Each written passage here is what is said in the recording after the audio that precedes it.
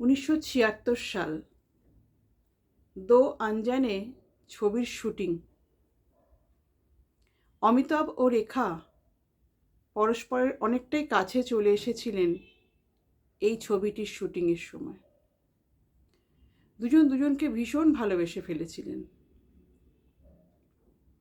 যদিও প্রকাশ্যে তারা কখনো স্বীকার করেননি এই সম্পর্কের কথা।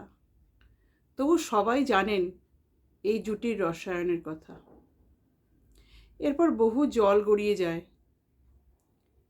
1981 সালে আসে সিলসিলা, সর্বকালের সুপার ডুপার হিট একটি সিনেমা, যেটাতে আরও একবার খুব ভালোভাবে প্রমাণ হয়ে গেছিল অমিতাভ ও রেখার ভালোবাসা কতটা গভীর। এই সিলসিলা ছবিটির শুটিং নিয়ে অনেক অনেক কথা আছে। সবই জানা যায় টাইমস অফ ইন্ডিয়া ফিল্মফেয়ার এবং দ্য ইন্ডিয়া টুডে এই দুটি পত্রিকার সৌজন্যে।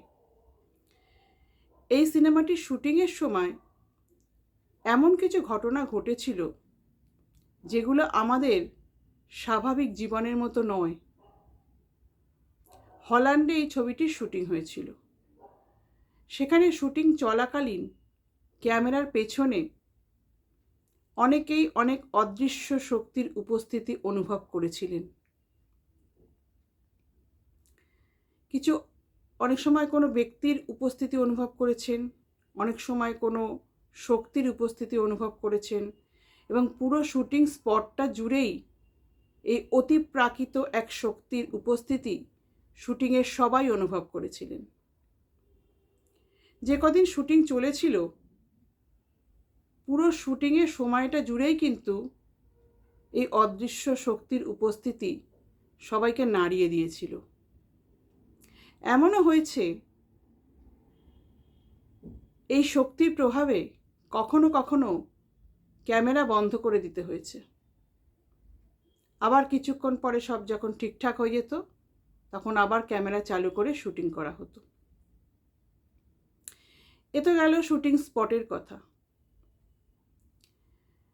এরপর আসি টিউলিপ গার্ডেন কাশ্মীরে যে গানটির শুটিং হয়েছিল রেখা এবং অমিতাভের, সেই গানটি প্রসঙ্গে। এই সময় প্রচণ্ড ঠান্ডা ছিল। মার্চ মাসে যখন টিউলিপ ফুল তোলা হবে, তার আগে মাটি ছিল কাদাযুক্ত এবং অসমান। সেই অসমান মাটির ওপর দিয়ে অমিতাভ এবং রেখা কি সুন্দরভাবে দৌড়ে গিয়ে এই গানটির শুটিং করছিলেন। একটু খেয়াল করলে দেখা যাবে তারা একটু পাটা তুলে তুলে হাঁটছিলেন। তার কারণ কিন্তু ওইটাই, জমিটা অসমান এবং কাদাযুক্ত ছিল বলে। সেখানে তারা সুন্দরভাবে দৌড়ে এবং কখনো সেই মাটিতে শুয়ে পড়েও তারা শুটিং করেছেন, কাউকে কিন্তু বুঝতে দেননি। এবং এই অসমান রাস্তার ওপর দিয়ে হাঁটতে হাঁটতে 2-3 দিনের শুটিং ছিল এই গানটার শুটিং। তো তাদের পায়ের পেশির অবস্থা সত্যি খুব খারাপ হয়ে গেছিল। এরপর আসি রেখার ড্রেস ডিজাইনের কথায়। সিলসিলা ছবিটির ড্রেস ডিজাইনার ছিলেন মনোজ মুনি।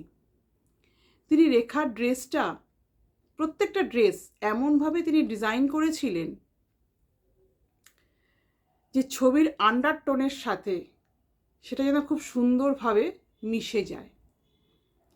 রেখার ড্রেসগুলো অমিতাভের সঙ্গে সিঙ্ক্রোনাইজ করে এমনভাবে তৈরি করা হয়েছিল, তাতে অমিতাভ এবং রেখার সম্পর্কের রসায়নটা খুব সুন্দরভাবে ফুটিয়ে তোলা হয়েছিল। এই সিনেমাতেই জয়া ভাদুরী দাঁতে দাঁত চেপে অভিনয় করেছিলেন, কারণ তিনি তখন জানতেন যে অমিতাভ এবং রেখার সঙ্গে এই অদ্ভুত কেমিস্ট্রির কথা। তবু তিনি দাঁতে দাঁত চেপে অভিনয়টা করেছিলেন বোধহয় শেষ দেখবেন বলেই। যাই হোক, এতটাই তাদের মধ্যে প্রগাঢ় ভালোবাসা ছিল অমিতাভ এবং রেখার মধ্যে, এই সিলসিলা ছবিটির প্রত্যেকটা দৃশ্যে প্রত্যেকটা গানে তার প্রতিফলন আমরা খুব ভালোভাবেই দেখতে পাই। সামাজিকতার কারণে এই জুটির হয়তো কাছাকাছি আসাটা হয়ে ওঠেনি, কিন্তু আজও রেখা এবং অমিতাভ দুজন দুজনকে সমানভাবে ভালোবাসেন। কোনো এক ফিল্মফেয়ার অনুষ্ঠানে দেখেছিলাম রেখা স্টেজে গান গাইছিলেন বা কিছু একটা করছিলেন পারফরমেন্স। দর্শক আসনে বসে কিন্তু অমিতাভের চোখে জল দেখা গেছিল। প্রগাঢ় ভালোবাসা না থাকলে এরকম তো হওয়ার কথা নয়। যাই হোক, অমিতাভ এবং রেখা আমাদের কাছে দুজন লেজেন্ড। এনারা দীর্ঘায়ু হন এবং খুব সুস্থ শরীরে বেঁচে থাকুন, এই আমরা সবাই কামনা করব।